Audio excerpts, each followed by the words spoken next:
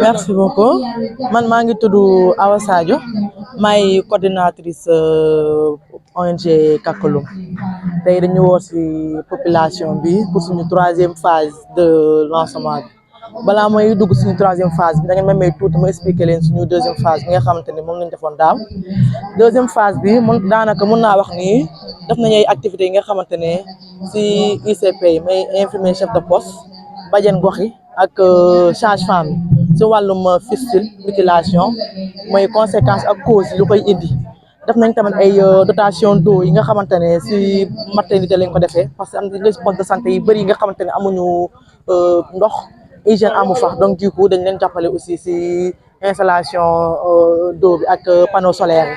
def nañu aussi tamit ay causeries yi aussi ak élèves yi parce que gis nañu carrément zone bi grossesse précoce yi bëri nañ fi torop donc du coup dañuy dem ci CMI def ay causeries ak élèves yi wax leen méthode de prévention yi ñuy def ba éviter grossesse précoce yi moo nekkoon suñu deuxième phase bi. ren nag mooy suñu troisième phase ñu tuddee ko journée de lancement ñu boole fa 4 communes mooy commune Kafountine Diouloulou ak Kataba. daaw defoon nañu suñu journée de lancement mais si mairie kii lañ ko defee Kafountine ren bu ñu pourquoi pas duñ ko def Jànnam mooy suñu siège ñu def wala de journée de lancement day doon journée de mobilisation. journée de mobilisation bi nag da amaale dépistage cancer du col ak VIH parce que gis nañu fii cancer du col bi bëri na trop day jàpp jigéen ñi donc du coup te ñu femmes yi bëri du ñu dem hôpital léegi moo tax ñu jàppale femmes yi parce que suñu projet bi la plupart lu muy yëngu si jigéen ñi lay yëngu jàppale jigéen ñi. moo tax kon ñu ne ren comme nii la suñu journée de mobilisation bi day amaale dépistage cancer du col ak VIH bi parce que zone bu ñu nekk feebar bi bëri na fi VIH bi bëri na fi cancer du col bëri na fi pour jàppale jigéen ñi mun leen aar ñu ne xaañ leen dépistage VIH si suñu journée bi. suñu troisième phase bi ren nag 14 mois la mois de mars lay commencé ba avril 2025 am na ay activités yi nga xamante ne dañ ko jagle mooy chef religieux yi imam yi chef de village yi pour waxtaan ak ñoom ci droit sexuel ci wàllum santé sexuelle ñum ñu jàppale parce que tamit violence daf fi bëri te imam yi am nañ ci baat bi nga xamante ne bu ñu jaaree ci ñoom dinañ mën a jàppale tamit ñu xamal leen tamit méthode yi nga xamante ne noonu yoon boobu la ñuy jaar pour mun a aar population ki nga xamante ne victime na ci victime violence sexuelle mu am partie bi nga xamante tamit dañ ko jagle population mooy ay VAD mooy maanaam visite à domicile. visite à domicile yi nag bajeen gox yi ñoo koy def ak relais communautaire dañuy dugg porte à porte lay doon dañuy dugg kër bu nekk famille bu ñu fa fekk mu sensibiliser la ci thématique yi bëri thématique yi maanaam am na thématique planification am na thématique grossesse précoce cancer du col VIH sida dañ leen joxaale ay flyers yi nga xamante ne moom la ñuy joxee jour boobu noonu ak flyer bi nga xamante ne mooy boutique de droit nag moom mi ngi Ziguinchor beneen boutique de droit bi nga xamante ne juriste moo ko yor ay juriste ñoo ko yor ci sénégalais rien que pour jàppale femme yi nga xamante ne victime violence la mun nañ ko jox numéro boobu noonu numéro vert la da nga si woote te ñoom dañ lay taxaw doo fay dara bu dee avocat nga soxla ñu dañ lay wutal avocat te doo si fay dara mu am partie bi nga xamante ne 15 maternité dañ leen nar a defar dotation d'eau parce que maternité comme ni ma ko waxee rek maternité yi fii yu bëri amuñu ndox amuñu courant te projet bi tamit day yëngu si loolu dañuy jàppale tamit maternité yi tamit te ren moom 15 la ñu prévoir mu am benn partie bi nga xamante ne maternité yi poste de santé yi nga xamante ne ñu ngi si île yi mooy Kouba ak Ñoomul nga ñoom si île lañ nekk donc du coup foofu tamit comme Ñoomul amuñu ndox ñoom eau de pluie la ñuy utiliser seen système de recyclage bi nag moo am problème donc du coup dañ leen di jàppale tamit ñu mën a defar seen système de recyclage bi Kouba nag seen maternité moo amoon problème léegi tam dañ leen jàppale seen maternité bi comme ça femme yi duñu jógee Kouba ñëw ba Kafountine yoon bi baaxul ay 3 lu ñuy yéeg te loolu yëpp mun na grossesse bi mun na si yàqu. mu am partie bi nga xamante aussi pour personnes vivant avec le VIH comme ni ma leen ko waxee rek VIH bi am na fii am na femmes yi nga xamante ñu ngi koy dund dafa am partie bi nga xamante ne activité bi nga xamante ne ñoom nañ ko jégle maanaam dañu leen di woo def ay groupe de parole waxtaan ak ñoom xamal leen ñu wax ñu ñuy dund ak feebar bi seen waa kër yi ak nu ñuy jëlee garab bi nu ñuy traité garab bi mun a suivre seen traitement correctement. am partie bi nga xamante aussi tamit plan d'action la plan d'action boo ko déggee maanaam am na suñu première phase bi dafa nañu plan d'action stratégie mais maanaam les besoins stratégiques en matière de santé sexuelle mairie Kafountine dafa nañ leen plan d'action ren nag suñu plan d'action bi si ñaari mairie la commune Kataba la ak commune Djignaki ñoom te leen di préparer benn plan d'action bi nga xamante ñoom pour ñoom la maanaam beneen bailleur bu ñëwee mën nañu génnee plan d'action ñu ne ñun lii la ñu bëgg ngeen financé mu am tamit benn partie bi nga xamante ni aussi tamit ñu nag waa mu district Diouloulou suñu ñu ñoo suñu partenaire te ñoom la ñuy liggéeyal si mois bi nañ toog ci année bi 2 ou 3 mois yi nga xam ne dinañ fa dem ñu toog waxtaan pour xool poste de santé yi nga xam ne ñoom ñoo soxla ñu dimbale leen ñu mun leen jàppale si kii bi si dotation de wala électricité seen poste de santé bi fii nag li ma bëgg a wax de façon ramassée maanaam suñu 3e phase bi fu muy gën a accentué wu ren mooy si maternité la ak gën a accentué wu parce que foofu la ñuy def dotation de 15 maternité am na tamit ay VAD yi nga xamante ne pour population bi la mun gën a yokk sensibilisation parce que comme ni ma ko waxee rek feebar bëri na fi ISC baa ngi fi VIH baa ngi fi cancer du col baa ngi fi ñun nag ñu lu ñu mun mooy di sensibiliser population bi comme ça pourquoi pas réduire taux de VIH bi ak cancer du col si dëkk bi merci beaucoup. donc asalaamaaleykum donc maa ngi tudd Alimatou Diallo madame Diallo infirmière fii nii si poste de santé bu Diana donc tey dañoo def benn journée bi nga xamante ne mooy journée de lancement mooy projet bu Kakalou donc projet boobu day yëngu ci wàllum dépistage cancer du col ak violence faite aux femmes mais aussi ci wàllu dépistage VIH dans la communauté en général donc ci loolu bëggoon ci waxtaan tuuti par rapport ak cancer bi donc cancer du col feebar la bi nga xamante ne butitu jurukaay ku jigéen lay jàpp te feebar bi lu koy indi mooy benn infection bu ñuy jëlee ci sëy donc infection boobu donc virus moo koy indi virus baa ngi tudd virus du papillome humain donc ci wàllum sëy lañ koy jëlee donc nag nekk na infection bi nga xamante ne nag c'est silencieux maanaam su la dalee du am benn signe bu lay wane que ni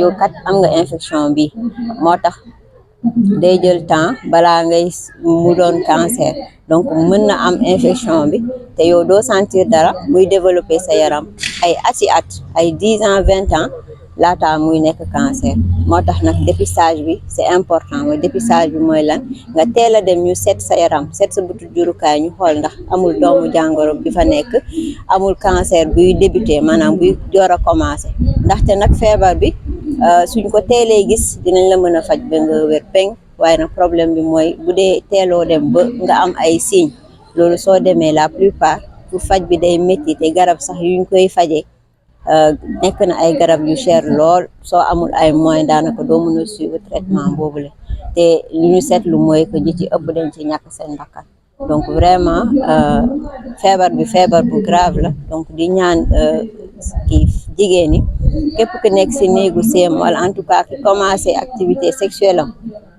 nay dem defi ay dépistage parce que c'est important donc ndaxte fagaru moo gën faju waaw am na tamit nag beneen point mooy vaccination ndaxte feebar boobu am nañ vaccin donc borom xam-xam yi dem nañ ba gis ni donc am na ay vaccin yu mën a sauver askan wi waaye nag vaccin yi nekkul ni jigéen yëpp lañ ko mën a defaral waaye xale yi nga xamante ne duggaguñu si néegu sëy donc si Sénégal xale yu am 9 ans lañ ciblé waaye 9 ans ba 14 ans mën nañ kaa jël pour protéger donc vaccin boobu da leen di aar pour ëllëg suñu waree tase ak doomu jàngoro bi day fekk seen yaram préparé wu na pour mën a xeex doomu jàngoro boobu ba ëllëg du leen mën a jural cancer donc c'est important te nekk nañ ci zone bi nga xamante ne vraiment réseaux sociaux dañoo sonal soo waxee waxu vaccination rek cancer du col xale jigéen ñi ñu ne lu tax xale jigéen ñi kese xale góor yi bokkul est-ce que nekkul vaccin bi nga xamante ne day wàññi seen jur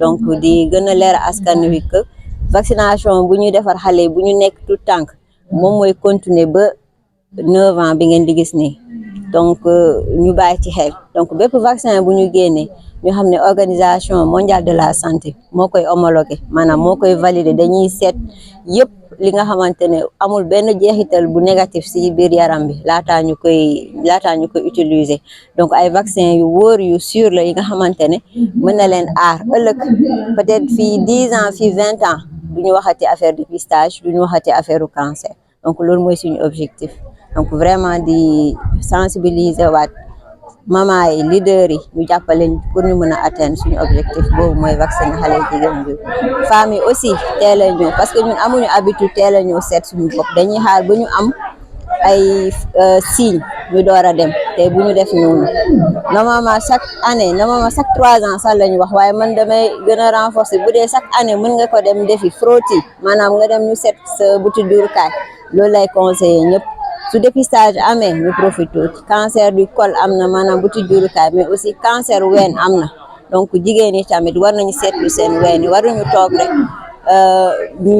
duñu bàyyi xel jigéen bu nekk après faute bi war nga après sa règle war nga mën a xool sa ween nga xool ndax doo daj lu mel ni donju tout le temps nga koy seetlu nga koy vérifier parce que soo dajee lu mel ni donju mën na nekk début cancer mën na nekk leneen waaye nag soo teelee dem suñ ko teelee gis aussi mën nañ kaa faj donc femmes yi surtout loolu laa leen di dénk donc prévention bi mooy lan vacciner xale yu jigéen ñi deuxième bi mooy dem dépister wu waaye aussi lu ñu seetlu mooy que am na tamit ay jumtukaay yu femmes yi di utiliser mooy lan produit bu ñu naan mbinki donc mbinki bi aussi lu ñu seetlu que mooy produit le aphrodisiaque la bi nga xamante ne femmes yi dañ koy utiliser donc pour ñu koy def seen kanam donc nag gis nañ que produit boobu dafa bëri ay effets secondaires te ëllëg mën na leen jural cancer parce que produit bi bu ñu ko analyser gis nañ que am na xeme donc produit yu néfaste yu bëri ñu ngi ci biir ay tabac ay xeme moo tax femmes yu bëri suñ ko jëlee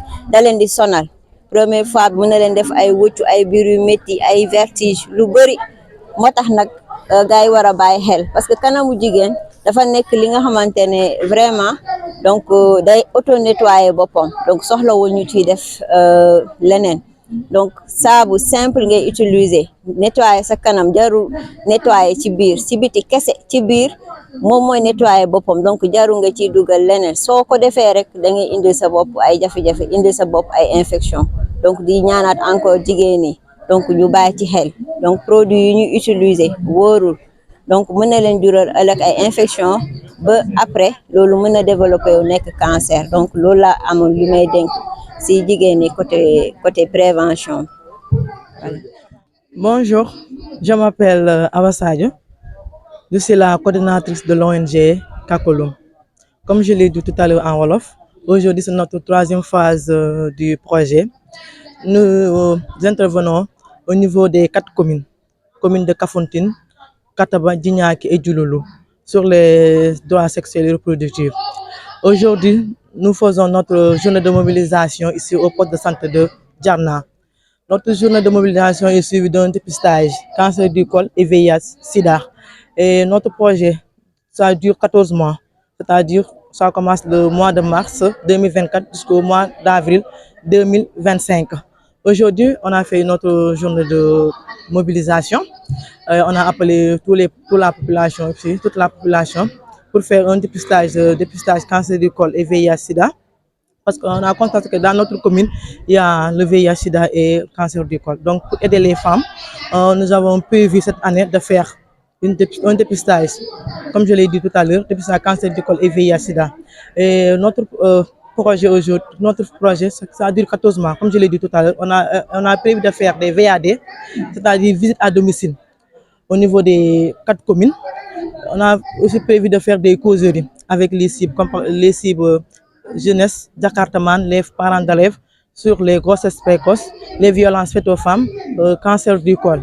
Nous avons prévu aussi 15 maternités, rotation d'eau de 15 maternités, parce que nous avons constaté dans notre zone, il y a des postes de santé qui n'ont pas d'eau ni d'électricité. Donc, nous avons décidé de mettre en place 15 maternités d'eau et d'électricité.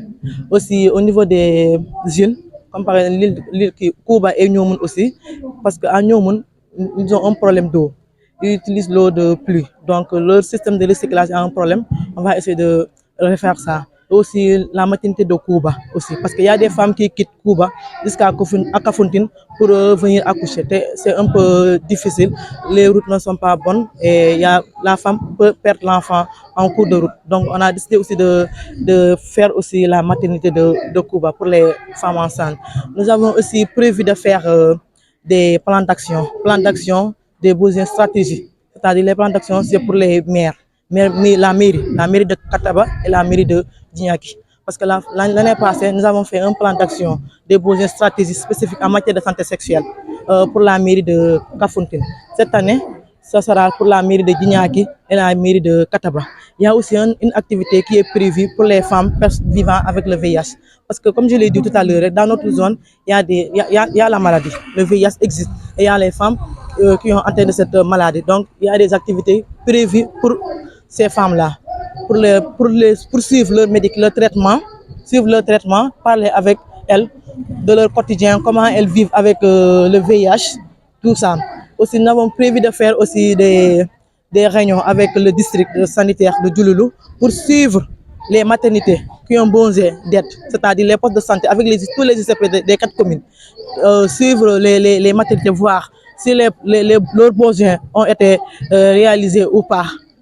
Et aussi, il y a aussi comment dirais-je encore, une activité qui est prévue aussi pour les PS, c'est-à-dire les professionnels de sexe. Il y en a ici à Kafountine, dans la commune de Kafountine. Les PS aussi sont victimes de violences par leurs clients. Et ici, elles ne connaissent pas leurs droits. Parce qu'il y a beaucoup de PS qui sont des étrangers. Ils viennent de Nigérians, Célariens et tout. Et il y a une activité prévue pour eux, pour le renforcer. C'est le renforcement de capacité pour les PS et les protéger. Et les doter aussi des préservatifs pour qu'elles puissent se protéger. Et pour éviter aussi les VIH et IST. Voilà, on a organisé cette journée de consultation gratis, c'est-à-dire dépistage cancer du col et VIH-Sida. Parce qu'on a constaté que dans cette commune, c'est-à-dire la commune de Kafountine, la maladie existe, surtout le VIH-Sida. Il y a le VIH-Sida qui existe ici et ça gagne du terrain. Et aussi le cancer du col. Parce que les femmes ici, il y a un produit qu'elles utilisent. Ce produit est aphrodisiaque et ce n'est pas bon pour la santé. Du coup, on a profité pour cette journée de mobilisation pour faire un dépistage cancer du col et VIH-Sida pour réduire le taux de cancer du col et le VIH-Sida. Voilà, je lance un appel à la population de Djana, surtout les femmes et les jeunes filles, d'arrêter d'utiliser des produits toxiques qui sont nuisibles à la santé. Ces produits toxiques ont comme conséquence le cancer du col de l'utérus. Merci beaucoup. Je m'appelle Alimatou Diallo, je suis l'infirmière chef de poste Djana. Donc aujourd'hui, on a une journée de lancement du projet Kakolum qui travaille en collaboration avec l'ensemble des postes de santé du district de Djouloulou dans le cadre de l'amélioration de la santé, de la reproduction en général. Donc aujourd'hui, nous sommes là dans le cadre d'une journée de lancement, mais aussi d'une journée de dépistage du cancer du col et aussi dépistage VIH. Donc dans ce cadre-là, j'aimerais sensibiliser surtout la population de Djana dans le cadre du dépistage du cancer du col. Parce que c'est une maladie qui gagne du terrain et que c'est une maladie qui est grave, tout simplement parce que il n'y a pas de médicaments qu'on peut utiliser pour le traiter jusqu'à guérison si c'est vu tardivement. Donc c'est pourquoi le dépistage est important. Venir tôt se dépister permet une meilleure prise en charge et une guérison. Mais quand le dépistage est fait tardivement, donc le pronostic vital vraiment est pour le pronostic vital devient engagé par rapport à la maladie, parce que plus c'est vu tôt, plus on a de l'espoir de sauver la patiente. Plus c'est vu tard, plus c'est compliqué de pouvoir prendre en charge le malade jusqu'à la guérison. Donc c'est pourquoi je sensibilise l'ensemble des femmes de venir se faire dépister et de connaître aussi leur statut sérologique par rapport à l'infection au VIH. Donc parce que tout simplement, le cancer du col est une maladie qui est due au virus qu'on appelle le virus du papillome humain. Donc ce virus-là se transmet par voie sexuelle. Donc lors des premiers rapports sexuels, donc on peut être infecté, mais c'est une infection qui est silencieuse parce qu'il n'y a pas de signe. Donc c'est pourquoi c'est important de venir tôt se dépister, parce que cette infection qui va se développer et plus tard devenir un cancer. Donc quand on vient tôt et on se dépiste, on est pris en charge. Mais quand c'est vu tardivement, il y a des risques de mortalité. Donc, par rapport à ça, je dis aux femmes de venir se faire dépister, mais aussi, il y a la possibilité de se faire vacciner. Et c'est la vaccination, c'est pour ceux qui n'ont pas, ceux qui ne sont pas encore, ceux qui n'ont pas encore eu les premiers rapports sexuels de préférence. Donc, les jeunes filles de 9 ans à 14 ans. Donc, au Sénégal, donc c'est les jeunes filles de 9 ans qui sont ciblées. Mais toutes celles qui ont entre 9 ans et 14 ans également peuvent venir se faire vacciner. Et la vaccination, c'est dans le cadre de la prévention. Donc, quand on est vacciné, on est protégé. Donc, je sensibilise à ce niveau aussi pour que les femmes adhèrent à cette vaccination parce que c'est une continuité du programme élargi de vaccination du Sénégal. Donc, c'est ça que j'avais à lancer comme appel, sensibilisation sur le cancer du col et la prévention surtout. Et l'autre point, c'est par rapport au VIH. Donc, on est dans une zone où c'est une population vraiment à risque qui est vulnérable. Donc, il y a la jeunesse, il y a donc le tourisme, c'est un milieu où facilement il y a des infections. Donc, quand on parle d'infections sexuellement transmissibles, le VIH y est. Donc, c'est encore sensibiliser la jeunesse, vraiment leur dire que les maladies là, les infections, elles sont récurrentes, surtout à notre niveau. Ce que l'on constate, c'est que chaque jour, le nombre de cas d'IST augmente et ça nous inquiète. Et nous, à notre niveau, ce que l'on peut faire, c'est de sensibiliser davantage, leur dire de s'abstenir jusqu'au mariage si possible, sinon de se protéger. Parce que non seulement tu peux avoir les IST, mais aussi le VIH qui est une maladie vraiment où le traitement c'est à vie. Donc par rapport à la jeunesse, c'est vraiment déplorable de voir une jeunesse qui est malade et qui doit prendre un traitement vraiment à vie. Donc de vraiment se protéger et éviter les rapports sexuels non protégés, mieux s'abstenir. C'est ce que j'ai à conseiller vraiment aux jeunes et de venir aussi se faire dépister au niveau du poste pour connaître le statut sérologique car c'est important. Merci beaucoup. Il y a le problème de Minki. Ah? Minki. Ah, ok. Par rapport au cancer du col, il y a des produits que les femmes utilisent qu'on appelle Binky, c'est des aphrodisiaques. Et ce qu'on a constaté, que c'est des produits qui sont vraiment néfastes parce que c'est ils utilisent ça à l'intérieur, ils mettent ça au niveau des organes génitaux internes et vraiment, ce qui est constaté, c'est que ils risquent d'attraper des infections, voire même le cancer. Donc, ce que nous pouvons conseiller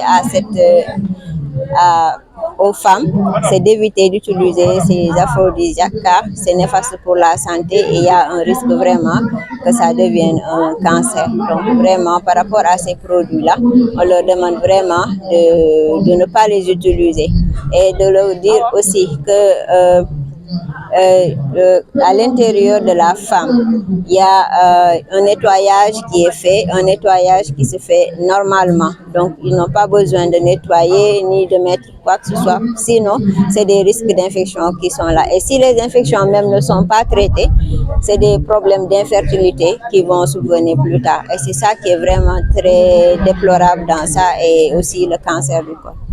Voilà, merci beaucoup. Aywa. Takalum dafa egsi suñu réew pour dimbale askan bi la santé avant tout. Takalum dafa egsi suñu réew pour dimbale askan bi la santé avant tout. Takalum tumatai di lawai dimbale nga askan bi jërëjëf Takalum tumatai di lawai dimbale nga askan bi jërëjëf Takalum. Jarama technicien, merci beaucoup secrétaire, vraiment merci président Amdoumbara Bachengo, Jarama, technicien, merci beaucoup. Secrétaire, vraiment merci. Président, gracias. Directrice.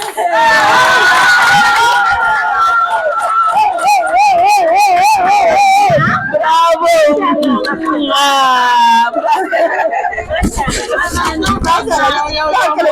Merci beaucoup.